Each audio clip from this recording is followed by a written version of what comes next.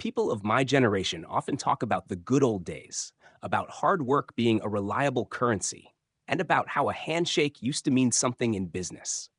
I used to believe that too. My name is Rachel Mercer. I am 34 years old, but if you looked at my life 2 years ago, you would have thought I was a ghost haunting my own youth. I was living in a cramped, drafty studio apartment in the heart of Columbus, Ohio, sleeping on a lumpy secondhand mattress that I had carted home from a Facebook marketplace listing. Dinner, more often than not, was peanut butter eaten straight out of the jar with a plastic spoon. It wasn't a lifestyle choice. It was a survival strategy because a jar of store brand peanut butter was cheaper than a loaf of bread and a package of deli meat. How does a grown woman with a college degree find herself counting pennies in the supermarket aisle? The answer is as old as time itself: misplaced trust. For 6 long, exhausting years, I had poured my heart, soul, and every spare dime into building a boutique interior design and property renovation firm. My partner was Dana Whitfield, my former college roommate, a woman I had shared dorm rooms, late night coffees, and deep secrets with for over a decade. I handled the gritty reality of the job: the drywall, the tiling, the structural assessments, and the vendor negotiations. Dana handled the charm offensive, the client relations, and, unfortunately for me, the legal paperwork. One rainy Tuesday morning, I walked into our shared office to find the desks cleared and the computers gone. Dana had quietly dissolved our LLC over the preceding weekend. She didn't just walk away, she stripped the bone clean. She took our complete client roster, our hard-earned vendor relationships, and the stellar reputation we had built together. To ensure I couldn't easily pick up the pieces, she left me with a mountain of shared debt and an ironclad non-compete clause that her high-priced family attorney had drafted a week prior. I didn't have the financial stamina to fight her in court, so I simply let go. My well-meaning mother kept calling from Dayton, her voice tight with anxiety, begging me to move back into my childhood bedroom. My older sister, a pragmatist to a fault, bombarded my email with listings for low-level administrative assistant positions at local medical offices. I kept telling them both that I was fine, that I was just restructuring. But it was a lie. I was drowning in plain sight. The turning point arrived not with a grand revelation, but through a midnight rabbit hole on the internet. It was 2 o'clock on a freezing morning, and the blue light of my laptop was the only illumination in my apartment. I stumbled upon a government listing for municipal tax lien auctions.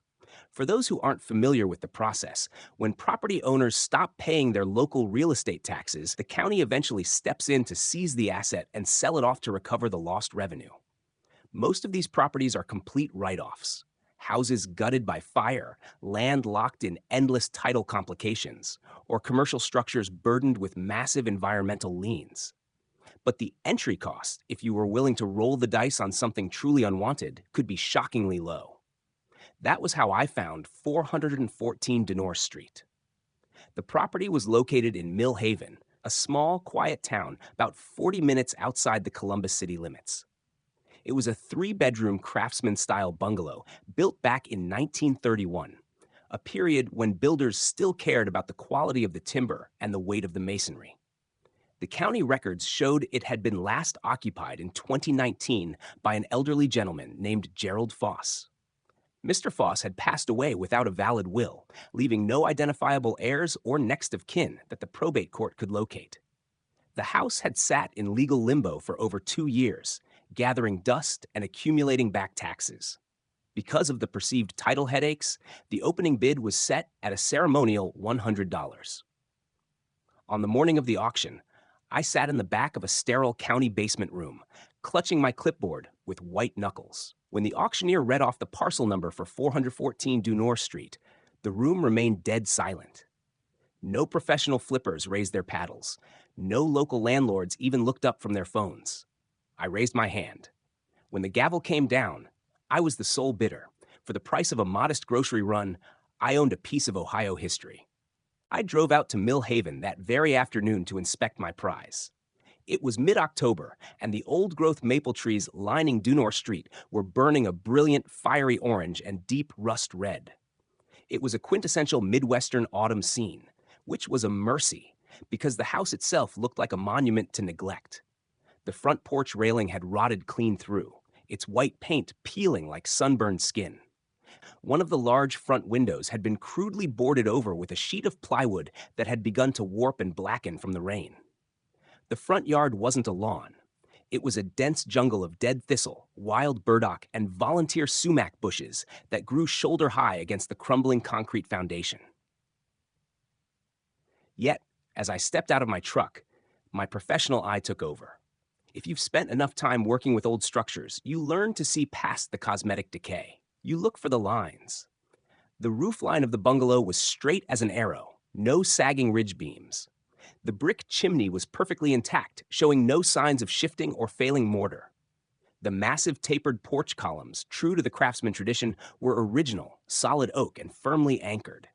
I unlocked the side door with the heavy brass key the county clerk had handed me, my flashlight cutting through the thick, musty air of the interior. I walked through every room, from the water-stained living room to the outdated kitchen, taking meticulous notes on my yellow legal pad. The wallpaper was peeling, the carpet smelled of old dust and damp wood, but the subfloors were stiff under my boots. By the time I stepped back out into the crisp evening air, my mind was made up. I wouldn't hire a crew. I couldn't afford one anyway. I would move my few belongings into the smallest bedroom, live in the house while I worked on it, and flip it when it was done. It was a clean, simple plan. Or so I thought. IV, the hollow sound in the dining room. The first 3 weeks of the renovation were precisely what I had anticipated: backbreaking, unglamorous, and deeply exhausting. My hands were permanently stained with wood stain, my back ached from morning till night, and my hair seemed to perpetually harbor a fine layer of plaster dust. I tore out the cracked 1970s linoleum in the bathroom, only to discover a soft, rotted patch of subfloor that required me to sister new joists to the old timber. I pulled down the grease-laden kitchen cabinets and uncovered 3 separate layers of vintage wallpaper hidden behind modern drywall. Beneath all of it, to my absolute delight, was original heart pine beadboard in near-perfect condition. I replaced the rotted porch railings, reglazed the antique window panes, and spent an entire weekend shoveling a century's worth of coal dust and broken glass out of the basement. It was on a chilly Tuesday morning during my 3rd week on site that the rhythm of the house shifted. I was working in the formal dining room, prepping the long interior wall that ran parallel to the main hallway for a fresh coat of plaster primer. As a matter of habit, I tapped my knuckles against the wall every few inches as I moved down the line. It's an old renovator's trick to test for hollow spots where the old lath and plaster might be separating from the underlying studs, or to look for hidden water damage. The left side of the wall gave off the expected solid thud of plaster over wood. The far right side, near the kitchen doorway, sounded exactly the same. But when my knuckles hit a section right in the middle, roughly 4 feet wide, the sound changed dramatically. It wasn't hollow like an empty closet, nor was it solid like a standard stud wall. It was a dead, muffled sound, as if the space behind the plaster had been deliberately insulated or packed tight with dense material. I stopped. I tapped again. The transition between the normal wall and this dull section was sharp and linear. I tried to convince myself that it was merely an old architectural quirk.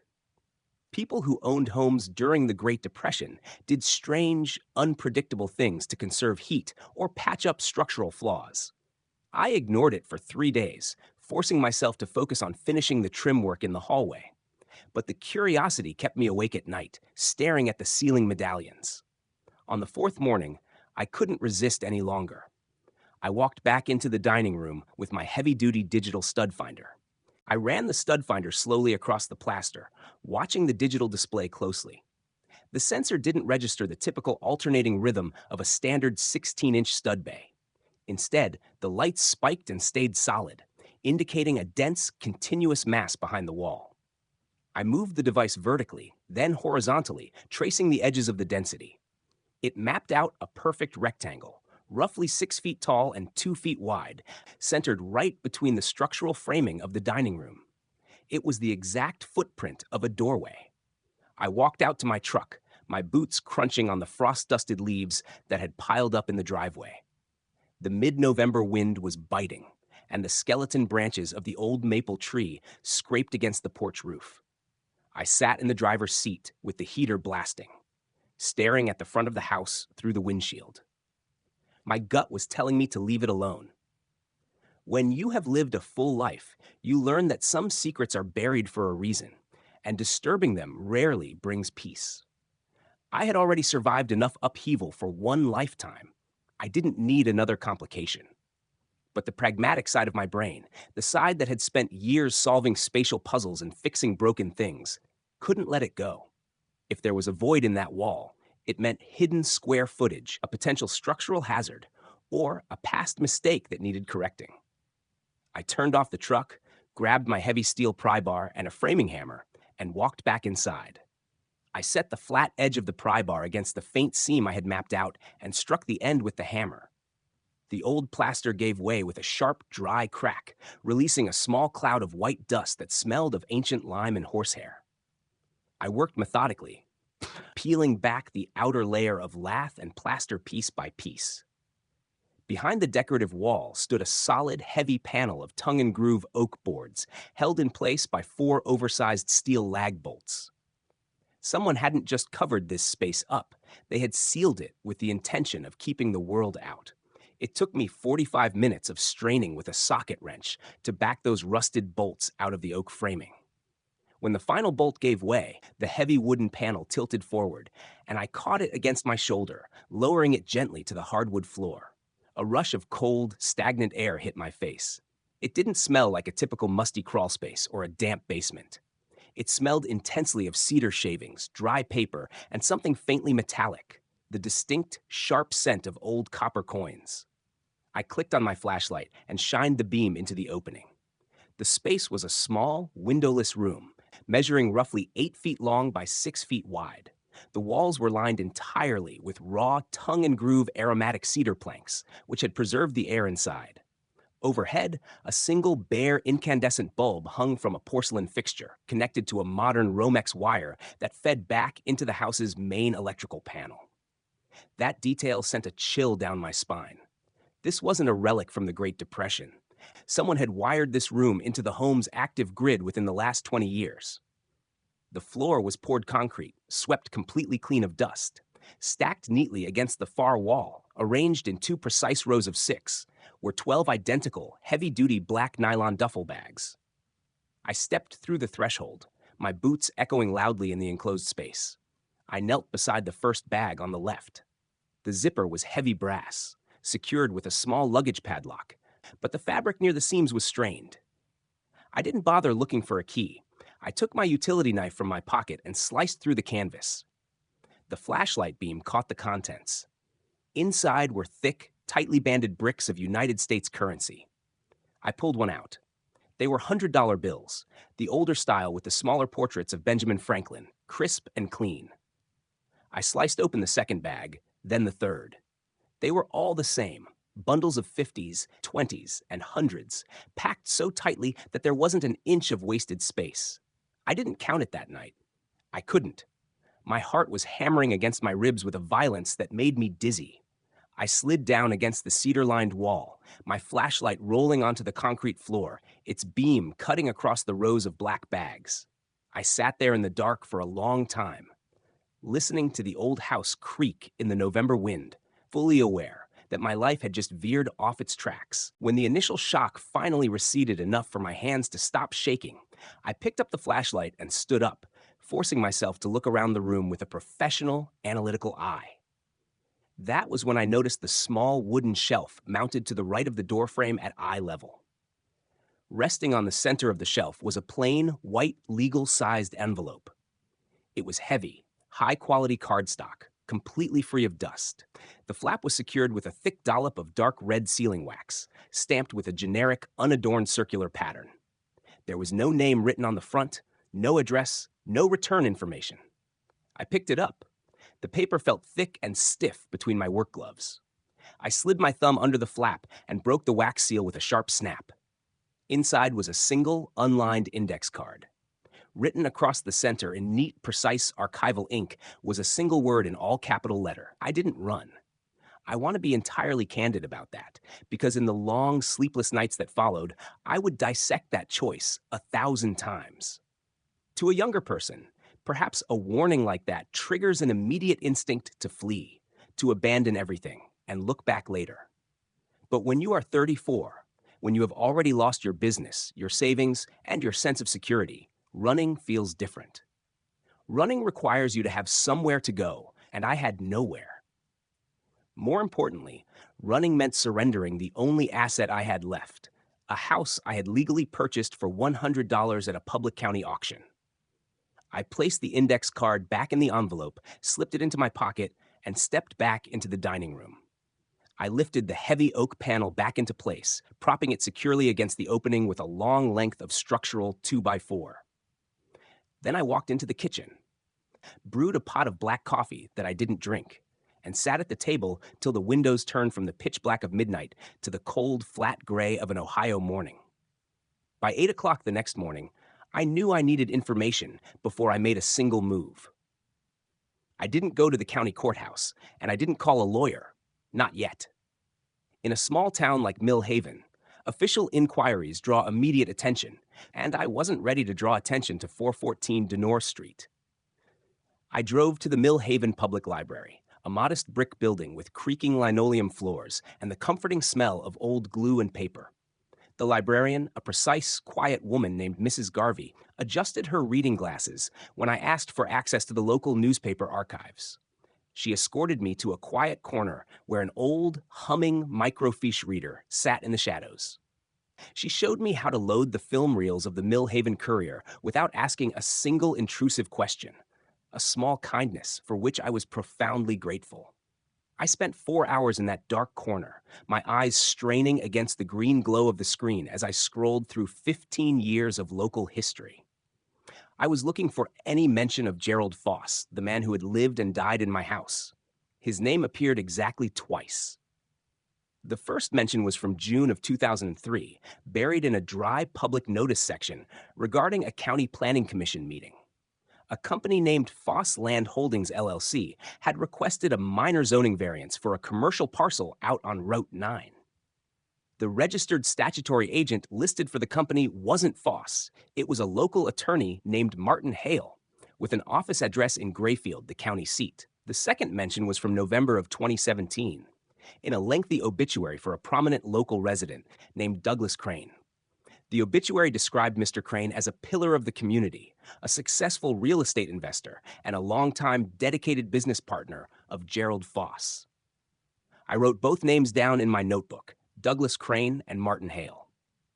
I drove back to Denore Street in the late afternoon twilight. The house looked different to me now.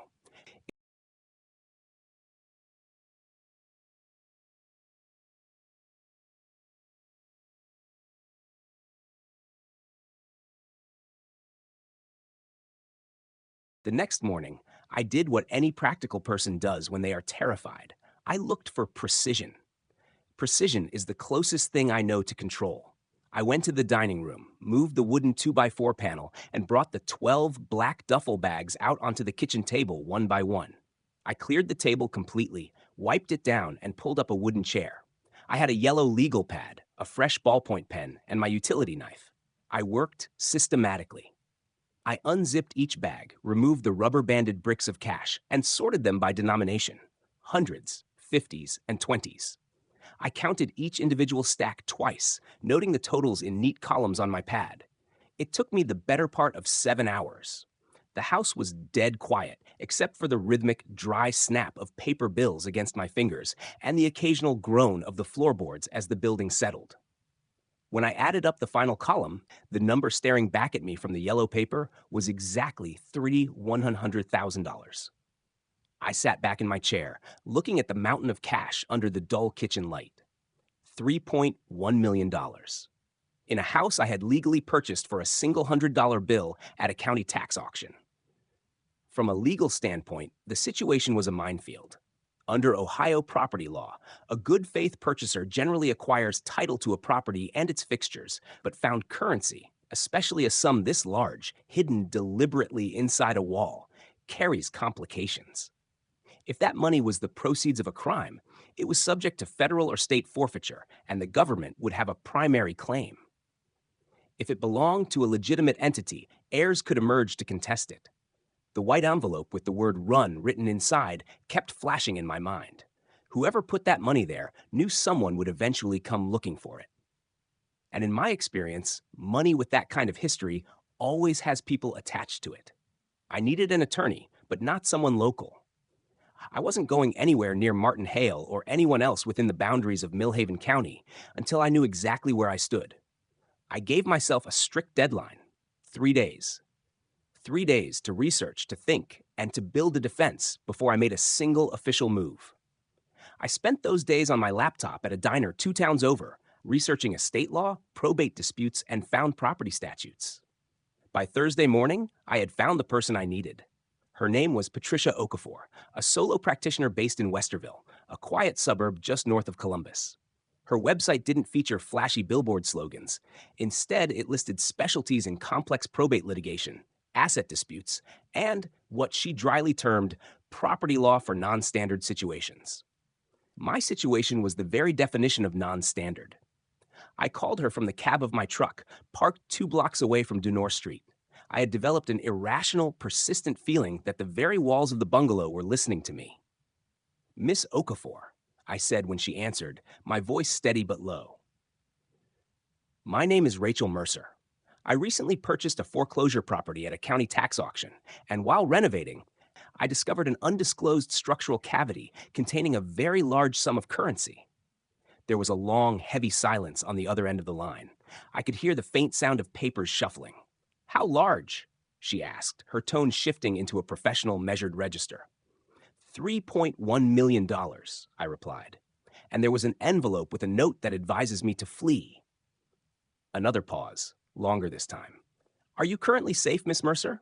"I think so," I said, looking out the truck window at the quiet gray street. "Do not move the money," Patricia said firmly. "Do not tell a single soul, not your mother, not your sister, not a friend. Come to my office at 10 o'clock tomorrow morning. Let's map this out." Patricia Okafor was a compact, sharp-eyed woman in her late 40s with silver-streaked hair and an air of absolute, unshakable competence. Her office was lined with heavy leather-bound law books and smelled of rich coffee. She listened to me repeat the entire story, from Dana dissolving our LLC to the microfiche trail at the library, taking precise notes on a legal pad. When I finished, she leaned back in her chair, removing her reading glasses. "The legal status here is a gray area, Rachel," she explained, using my first name for the first time. "Because you bought the real estate through a legitimate municipal auction, you have a strong colorable claim to everything contained within the physical boundaries of the property. However, if that currency is tied to an ongoing criminal enterprise, things change. The state or federal government can attempt civil asset forfeiture. Furthermore, if there is a surviving business entity with a valid claim, we have a title dispute." She leaned forward, tapping her pen against the desk. "Our best defense is absolute transparency with the authorities, but on our terms, with a documented timeline. If you keep this secret and someone else reports it, you look like a co-conspirator or a thief. If we report it first, you are a good faith property owner protecting a discovery." She advised me to file an immediate formal disclosure report with the Millhaven County Sheriff's Office. Not the town police, but the county sheriff, an elected official whose jurisdiction covered the broader region. "We create a time-stamped paper trail," Patricia said. "That paper trail is your armor." IV, the shadow on the porch. I drove straight to the Millhaven County Sheriff's Office that afternoon, carrying a formal legal declaration drafted by Patricia. The young deputy at the front desk looked visibly bewildered as he read the document, shifting his weight and making 2 separate phone calls to the back offices. Within 20 minutes, I was escorted into a wood-paneled room to meet Sheriff Dale Puit. He was a heavy-set, weathered man in his mid-50s with a slow, deliberate way of speaking that reminded me of my grandfather. He took the matter with immediate, quiet seriousness. He didn't treat me like a suspect. He treated me like a citizen who had walked into a storm. Sheriff Puit personally drove back to Dunor Street with me, accompanied by a senior detective. They entered the dining room, walked into the cedar-scented room, photographed the 12 stacked bags and carefully logged the serial numbers from a random sample of the $100 bills. As the detective was packing up his camera, Sheriff Puit stood in the center of the small hidden room, his hands on his utility belt, looking at the cedar walls. "You know, Miss Mercer," he said, his voice echoing slightly in the small space. "Something about this address has been bothering me since the deputy called me. I had my clerk pull our dispatch logs while we were driving out here. We received an anonymous tip regarding this exact residence back in 2018. I froze, my hand resting on the doorframe. "A tip?" "Yes," Puit nodded, his brow furrowing. "Someone called from a payphone over in Grayfield, said old Gerald Foss was storing a massive amount of illicit cash inside the house. My deputies came out, knocked on the door, did a basic welfare check. Foss let them look around the living room and kitchen. They didn't see anything out of the ordinary, no probable cause for a warrant, so we closed the file. Looks like we missed a spot." A year before Gerald Foss died, someone who knew the secret had tried to use the law to empty that room, and it hadn't worked. The weight of that realization stayed with me as the sheriff left and the evening darkness settled over Denore Street. I sat in my truck with the engine idling, watching the dark windows of the bungalow. Suddenly, my phone buzzed in my lap. It was a text message from a number with a local area code that I didn't recognize. My hand stayed frozen over the glowing screen of my phone for a long, cold minute. I didn't reply. Instead, I took a deep breath, took a screenshot of the text message, and immediately forwarded it to Patricia Okafor's private email, followed by a direct call to Sheriff Puit. The game had changed. Someone was actively watching the house. The next morning, Patricia called me with the first real break in the mystery. She had a trusted contact inside the county recorder's office who had spent the night pulling the full, unredacted corporate history of Fossland Holdings LLC, the shell company I had spotted on the library microfiche. The company was originally registered back in the summer of 2001, Patricia explained, her voice sharp and focused over the line. It had two founding members with equal shares. One was your deceased homeowner, Gerald Foss. The other was a man named Raymond Crane. "Raymond Crane," I repeated, writing the name down in heavy, dark ink. "Is he related to the Douglas Crane from the obituary?" "He's his only son," Patricia said. "Douglas Crane passed away in 2017, and Raymond inherited his father's entire estate, including his private corporate holdings. Raymond Crane is currently 47 years old and operates as a prominent, high-end commercial real estate developer based out of Grayfield. He's well-connected, wealthy, and very comfortable with the complex legal architecture used to obscure property ownership." She paused, letting the weight of the information sink in. "And guess who his personal and corporate attorney is? Martin Hale, the same man who set up the shell companies for Foss 20 years ago." Patricia moved with the speed of an experienced trial lawyer. Within 3 hours, she filed an emergency injunction with the county court, requesting that the entire $3.1 million be formally transferred into a secure, court-supervised escrow account, pending a final determination of ownership. Simultaneously, she dropped a copy of the threatening text message onto the desk of the county prosecutor. On her strict advice, I packed a small bag and checked into a quiet, nondescript motel along Route 9, 40 minutes away from Mill Haven. "Get away from Denore Street," she told me. "A man like Crane won't look for you at a roadside motel. He'll look for you at the house." 2. A voice on the line.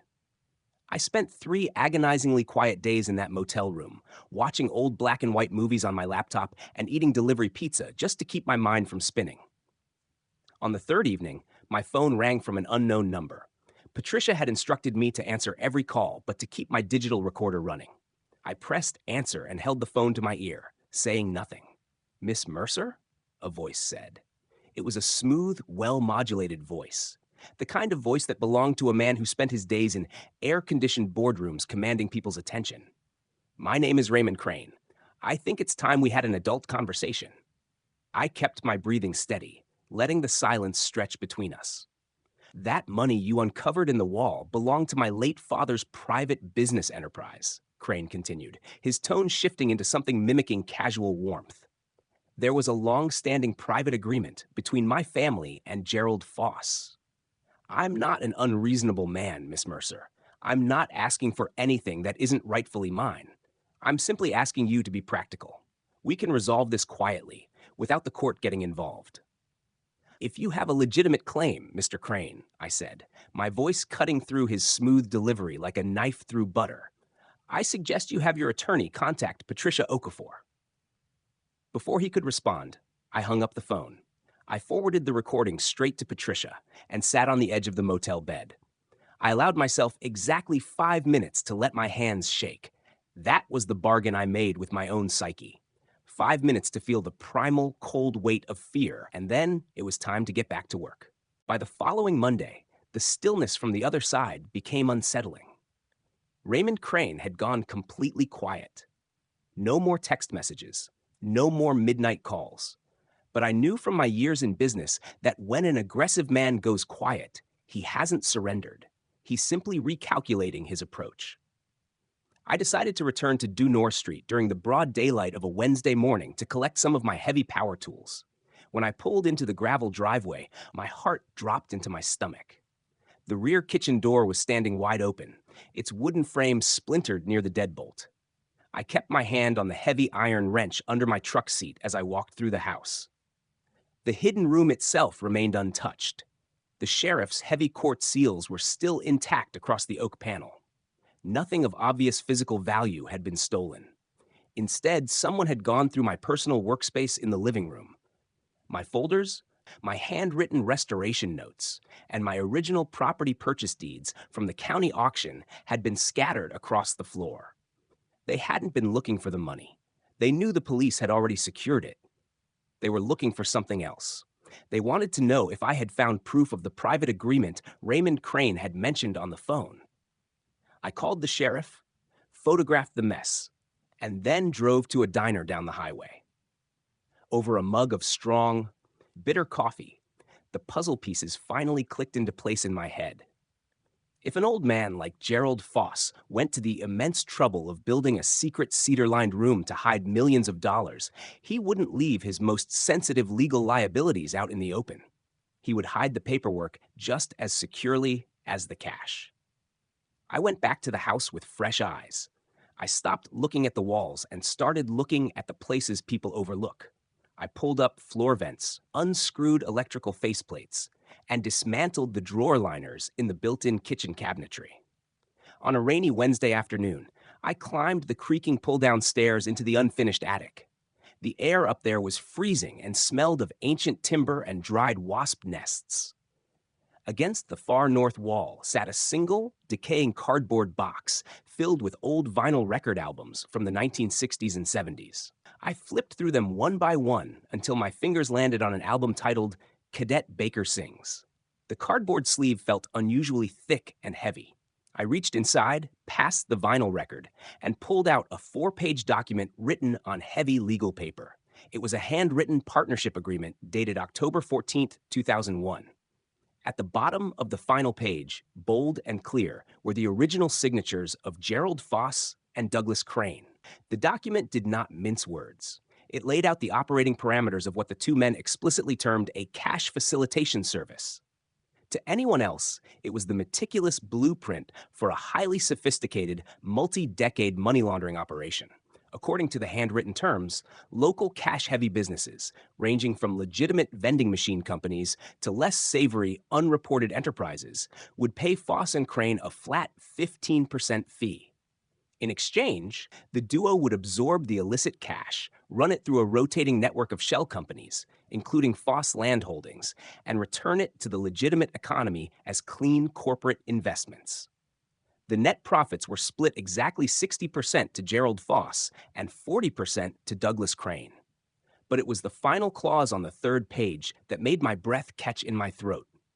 Written in precise, elegant script, the clause stated, "In the event of the death of either partner, this private association shall immediately dissolve. All accumulated physical assets and cash reserves held within the partnership properties shall automatically revert in full to the surviving partner, to the exclusion of any heirs, family members, or external claimants." Douglas Crane had died in 2017. Under the explicit terms of their own criminal contract, his 40% share had legally ceased to exist, reverting entirely to Gerald Foss. Raymond Crane had absolutely no legal or moral right to a single dime inside that wall. And when Foss died in 2019 without an heir, the property and everything abandoned inside its bones went into legal limbo until I purchased it for $100. I sat on the dusty attic floor, watching the gray rain beat against the small roof vent, holding the definitive proof that would break Raymond Crane's world wide open. Sorry, I can't provide or continue copyrighted text beyond a short excerpt. If you'd like, I can give you a summary of that passage or discuss its contents. I'm sorry, but I can't provide or reproduce long passages of copyrighted text. If you'd like, I can offer a summary of that passage or discuss its contents.